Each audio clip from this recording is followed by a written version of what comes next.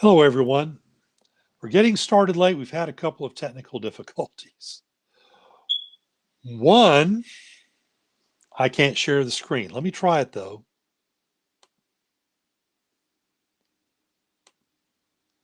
It tells me I can't.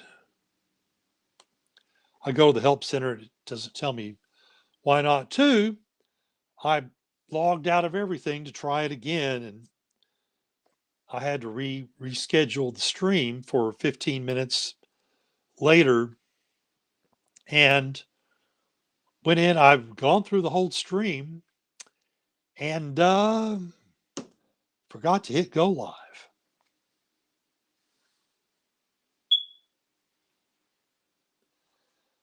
So that's why nobody signed up to come in and check us out, because they might have tried to log in, but I wasn't there. Anyway, I'll give you the spiel without the without sharing the screen and showing you. I think I can describe it. Basically, just Facebook user, I'm checking you out. Hello, yeah, I'm getting started late. Had some technical difficulties, so anyway, here we are.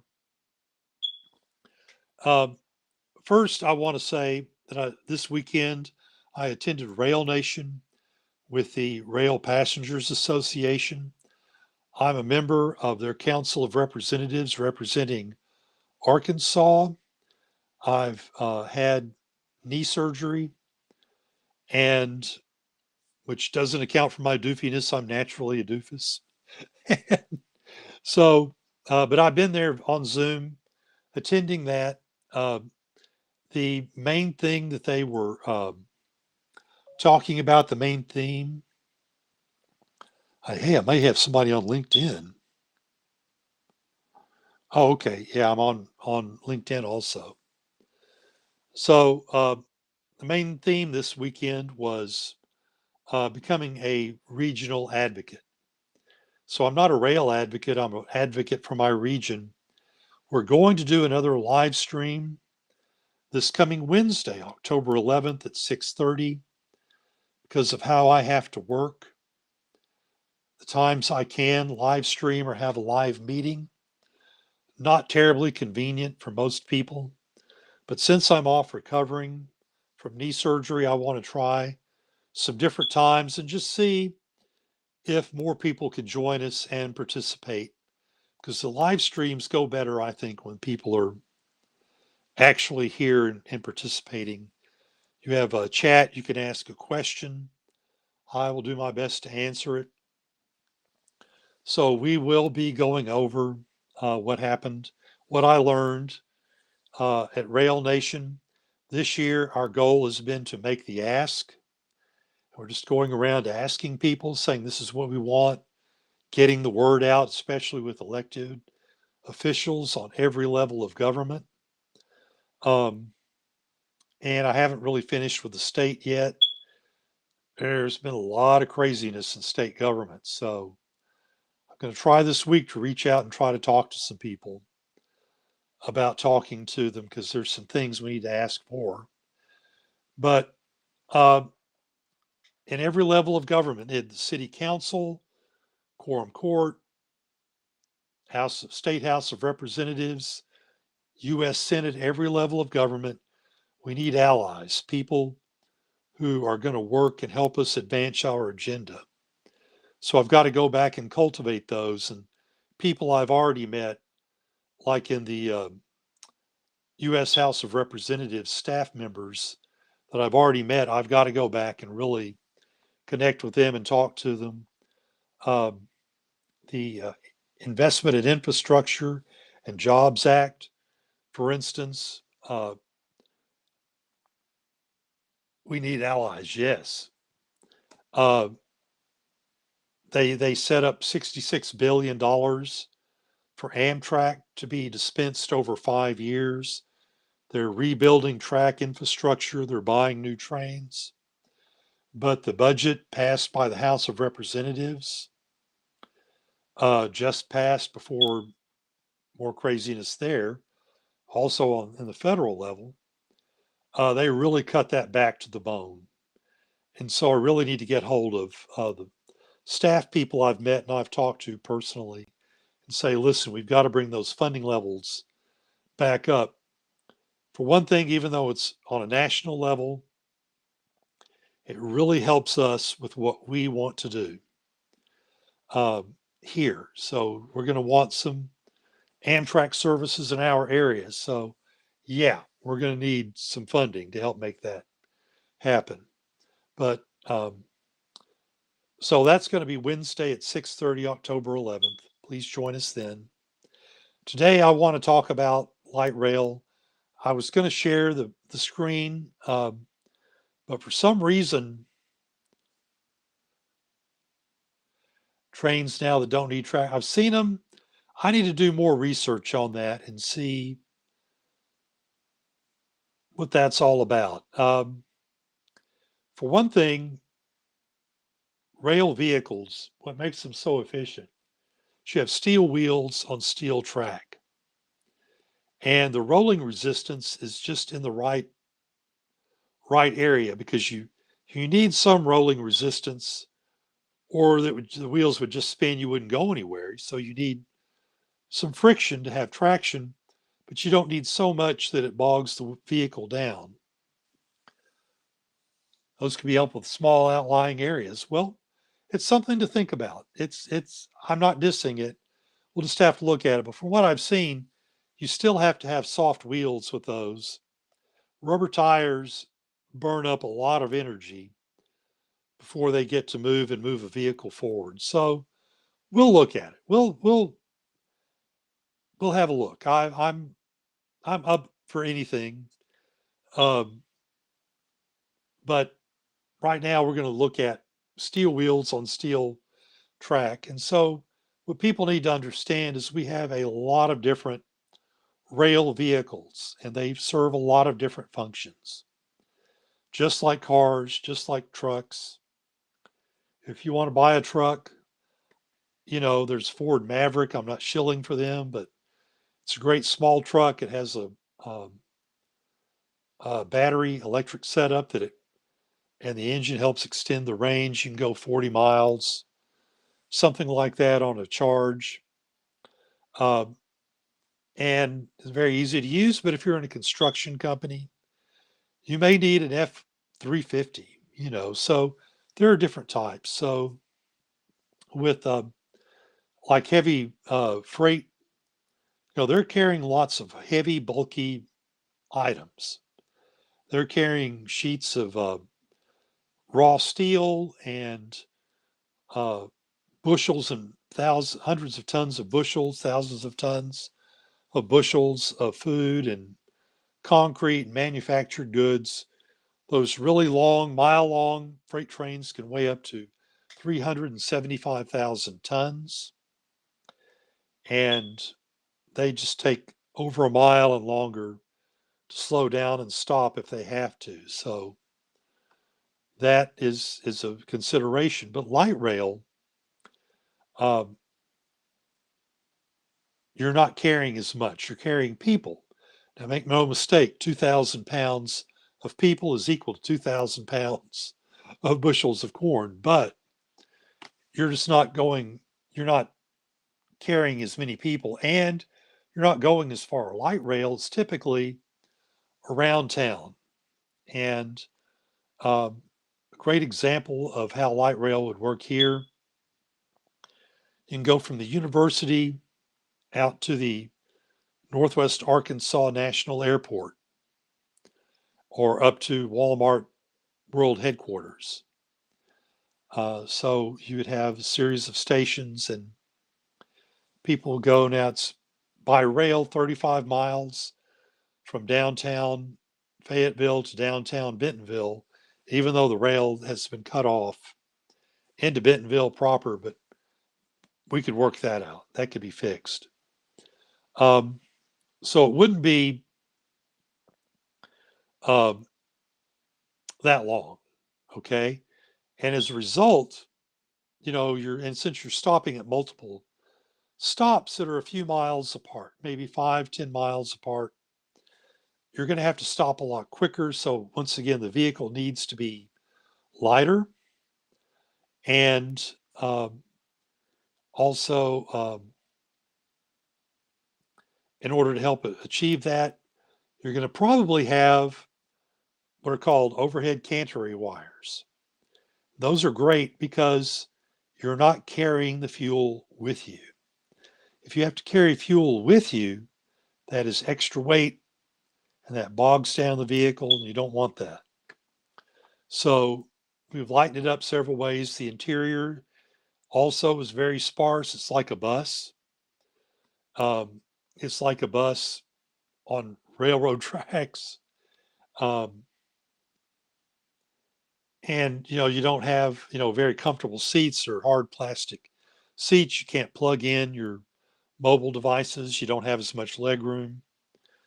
Now, if you had a commuter train, you might go a little further, might go down to West Fork and go up to Bella Vista, maybe, or even all the way up to Monet, Missouri. If we had some housing developments there, people go down to the train station, catch the train, and come in to NWA's metro area and get let off various places for their job. But right now, that's an example of how that can work for commuter rail. But those are typically bigger trains. They're more like a proper passenger train. You have a larger seat that's stuffed. It's nice and plush. With those, you'll plug in your devices, your carry-on devices, and you have a footrest and a tray table, and recline the seat a little bit. You can get breakfast at the train station at a little stand there, like a food trailer, and carry it on and eat and get ready for your workday. So that's the difference. Now, light rail has several different tracks you can use. You can use the Arkansas, Missouri railroad tracks, but they haven't indicated that they are excited about getting into this. Make no mistake, building those overhead cantery wires is expensive. It is very costly. And if a rail provider can't uh, get the money back on that, they're not going to want to do it. So if we build it fresh, we've had several people in our group who want to, who've had ideas about routes and things like that. I think the most likely route is 71 Business. Uh, you go from downtown to downtown, and you'll be going by most of the major employers. You'll be a short bus ride from the University of Arkansas. You'll be going right by the county courthouse. There are a number of offices and banks and things downtown Fayetteville. People could just hop out and walk into work. Um, you're going by the um, world headquarters for Hunt Enterprises, and that might be a short ride in a bus.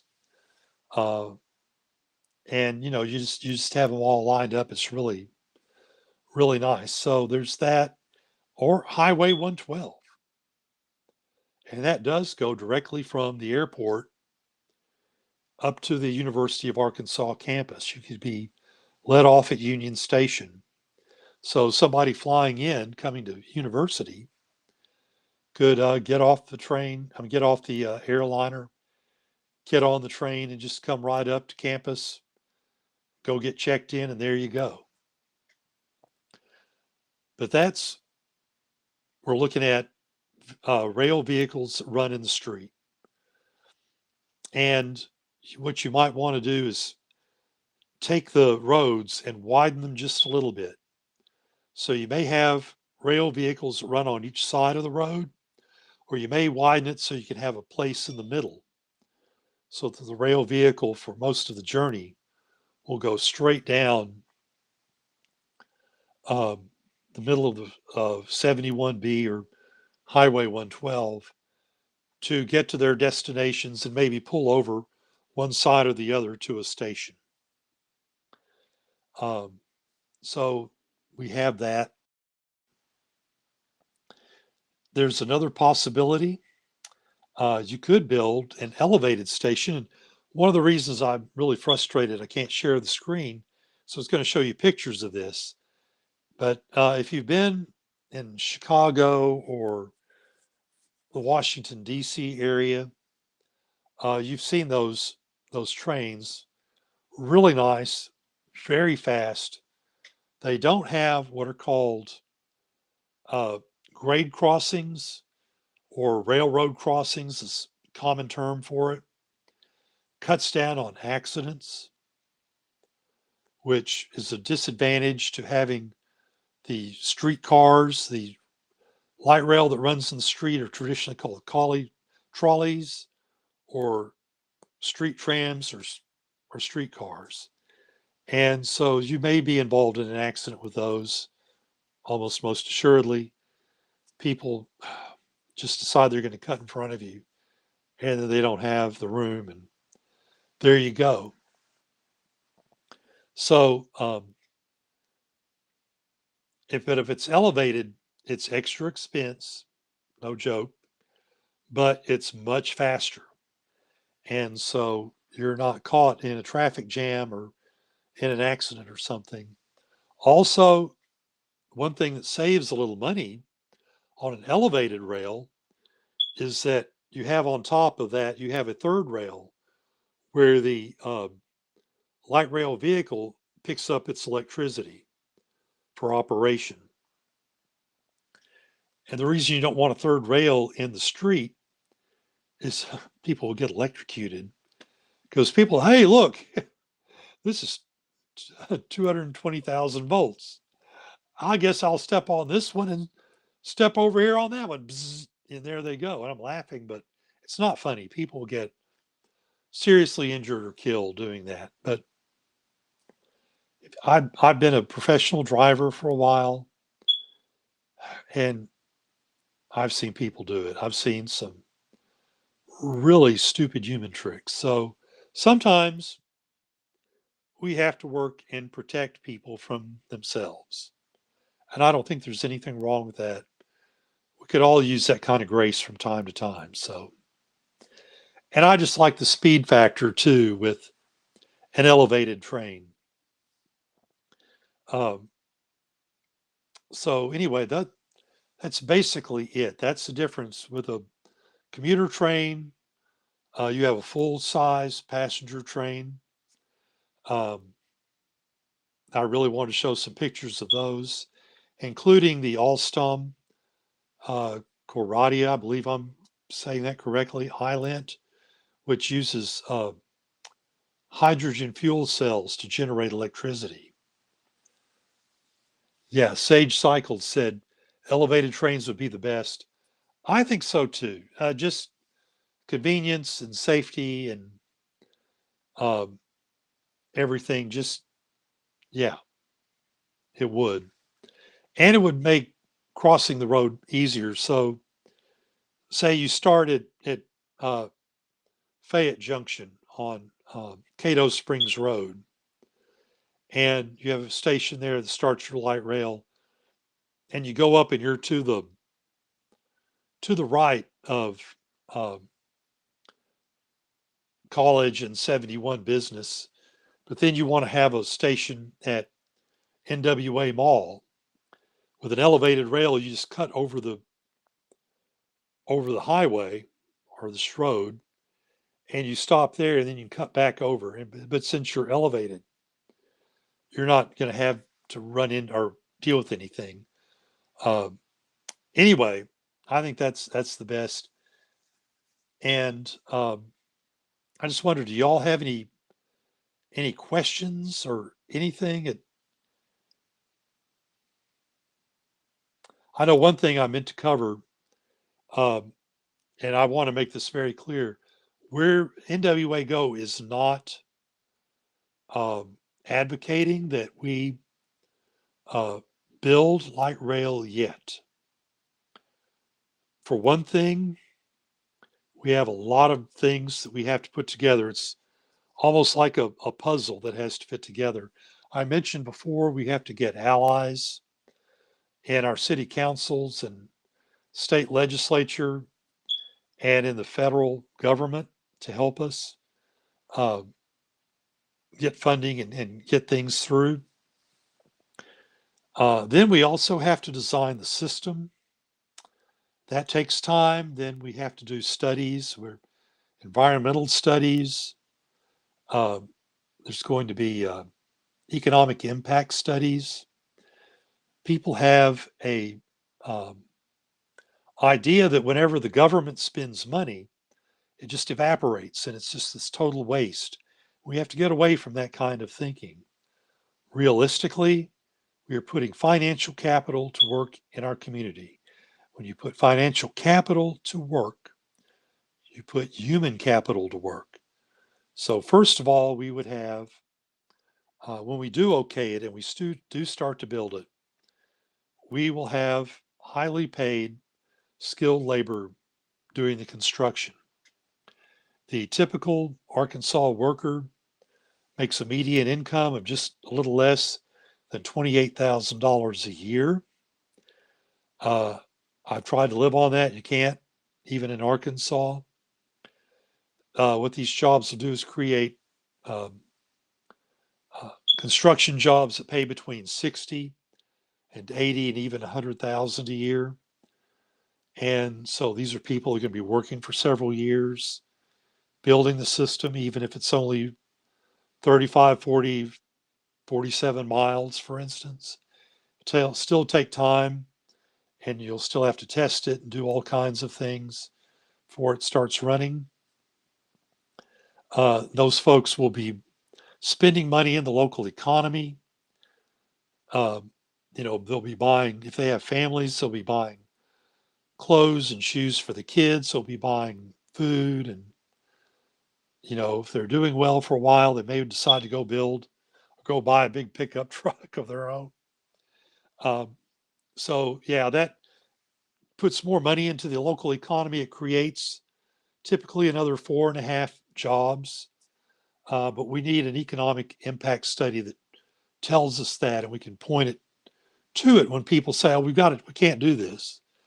Yeah, we really kind of need to. It's for our own best interest to uh, build this. So, uh, and there's some other things we need to get before we really start to build light rail. We need to get a 24/7 bus service uh, because having buses is one of the ways people will get to the light rail station. Of course, bicycles and scooters and just plain old walking too. But we need to have a variety to help people get around. We also need to do the zoning, especially uh, city hall and county quorum courts need to do zoning so that at each light rail station can have a mix of retail and residential. Uh, that is a great place to put some apartments. You know, if I had to take light rail to go somewhere every day and I could move to an apartment within walking distance, easy walking distance, I would do it. So all that needs to come together and then we can start transit oriented development, of course. And I've been talking about creating a uh, uh, affordable city. So it's not just inexpensive rent. It's utilities you can afford. It's transportation you can afford. Um, it's food you can afford. So, and maybe if you really save some money on one thing, you can go back to the other. I'm not against cars. I love cars. I'm going to buy a lottery ticket tomorrow if I win. I'll be coming to meetings in a Ferrari Roma or a Ferrari 296. I like Ferraris and I like Porsches. I like a lot of cars. So, but you know, realistically, we need to have options for, and people need to be able to make choices. And I'm also being honest when I say if I could easily walk to a bus or a train station and get to work that way, uh, I would do it. And yes, not needing a car could save a bunch of money for a lot of people. There's some cool cars you can buy for not much money, and maybe not having to drive one every day. You could save up and buy something that you really would enjoy. Whatever. Say an old Corvette or something. Those perform really well and very reliable, American made, American parts, easy to fix. People like those. So, but a lot of people too just don't care. I know that 28% of the millennial generation don't have driver's license. My generation got driver's license so we could go out and go pick up our friends and go driving around. But when you have a cell phone, you have all your friends right here. You can just text them and share pictures and share music videos, whatever. So it's just the choices you want to make, and we want you in this area to be able to make them. It's kind of a vision thing, and I think if we had mixed use development with good mass transit and plenty of options, a lot of people would choose that. We could build up instead of out because right now we have a lot of people, a lot of developers uh, buying up farmland outside of town and putting up all these McMansions on them.